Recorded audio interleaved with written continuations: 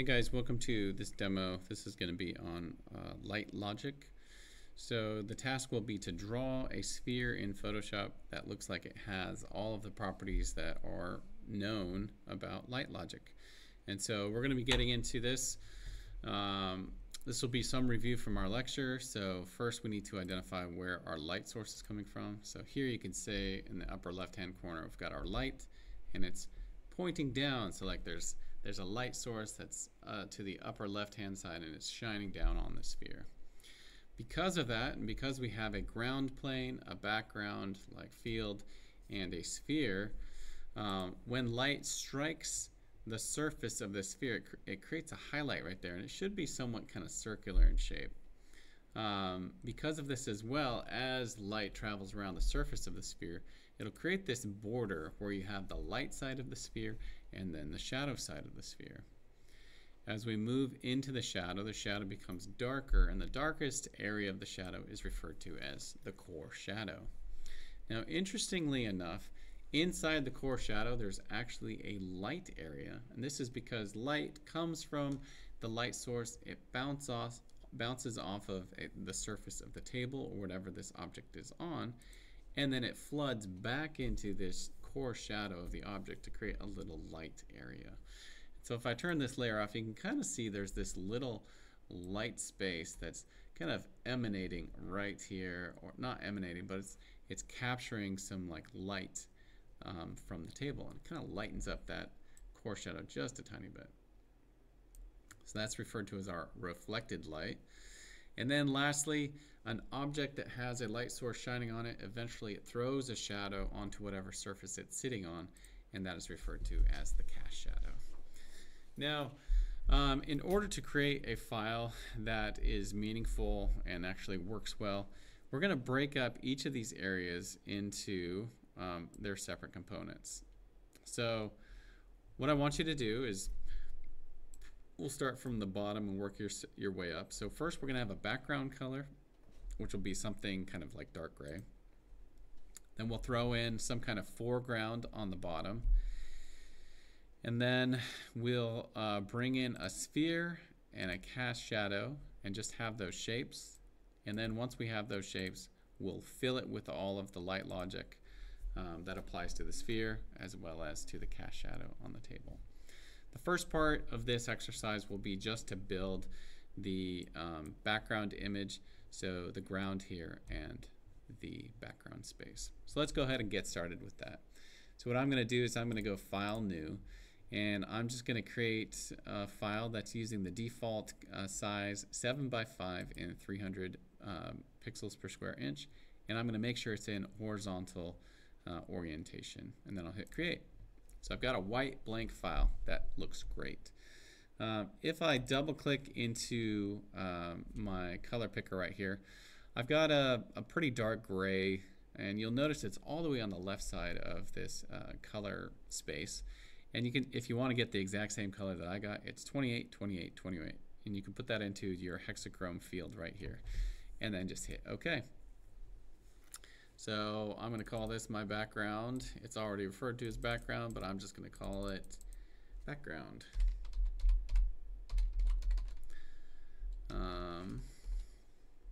And that's going to be our dark color. So if I go Control A to select all and then do Control backspace, that actually fills it with black. I'm going to do Alt backspace, which fills it with the gray color. So fill with your foreground color, which should be that gray 28, 28, 28, and that's Alt backspace. Then I'll deselect that. So I've got my background color. Again, we're kind of moving towards, like, we've got our background and now we're going to build the foreground color right there. So now what I'm going to do is create a new layer, and I'll take my rectangular marquee tool in my tools panel.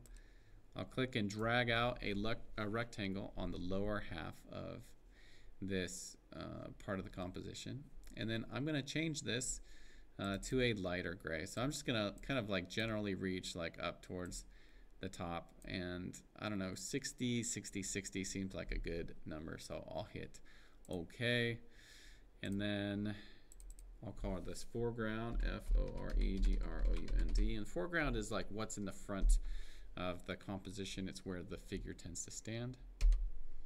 And I'm going to do Alt backspace. Again, Alt backspace, you can see it's creating this this light gray table top that we can now put whatever sphere we build on top of it. Now, in order to make this look a bit more spatial, on my foreground layer, I'm going to go ahead and take my rectangular marquee tool, make a selection, just kind of getting into the first top part of that gray. And I'll go select, modify, and hit feather. So again, select in your menu bar down to modify, and then feather. What feather tends to do is it kind of like creates a feather edge. It creates this blended, beautiful blurry edge. And so if I make a selection with a 10 pixel feathered edge, it's creating a very feathery element, so that when I hit delete with that selection, so I hit backspace and then deselect, you can see there's this blurry kind of like horizon that's created in my background. And so that tends to create the sense of distance, or like an object that's far away. The background kind of recedes into the foreground recedes into the background. It looks like it gets blurry or out of focus. So this will be kind of like the first half of our demo, kind of just setting up just the foreground. So now we've got a space, so let's go ahead and build in our sphere and the cast shadow that it'll create. So if I go to my rectangular marquee tool, I'm going to create a new layer, and I'll call this one sphere, and I'll call it shape. And you guys will see as we kind of like move on through this. And I'm going to go ahead and just like click and drag out a shape. I'm going to hold shift while I do this so it makes a perfect circle. And you'll see in just a little bit like why we want a perfect circle and have it set. So I'm going to sorry, I deselected that. Let's go ahead and get my sphere. There we go. And then I'm going to fill this with white. So I'm going to drag it all the way to the top. You can see hexachron is FF, FF, FF. Hit OK. Do Alt backspace. Now I've got a white sphere shape right there. I'll hit deselect. I'm going to create one more new layer. I'm going to drag this below the sphere shape, and I'm going to make this one cast shadow shape. Cast shadow shape. There we go. For this, as a circle is casted onto a table, it's going to create what is referred to as an ellipse, so it'll look like a stretched out circular shape. So I'm going to go ahead and click and drag out this shape just like that. And I'm going to fill this one with black. So I'm flipping black to my foreground color, and I'll go Alt backspace. And then I'll deselect, Control D. And now we're kind of like, we've primed up everything. And you'll notice that because these pieces are all on separate layers, we can actually move them around independently and get the perfect like layout for these objects. And so somewhere around this kind of like setup, I think looks pretty well. We have nice white circle, nice black heavy shadow, cast shadow on the foreground. You've got a blurry line in between your foreground and the background, and each of your layers are labeled accordingly. So the top layer is your sphere shape. The next layer down is your cast shadow shape. The next layer down is your foreground layer with the blurry edge that we feathered to 10 pixels. And then your last and background layer is background with that dark gray. So this is where I'm going to stop this demo, and I'll post it, and we'll pick up again in the next demo.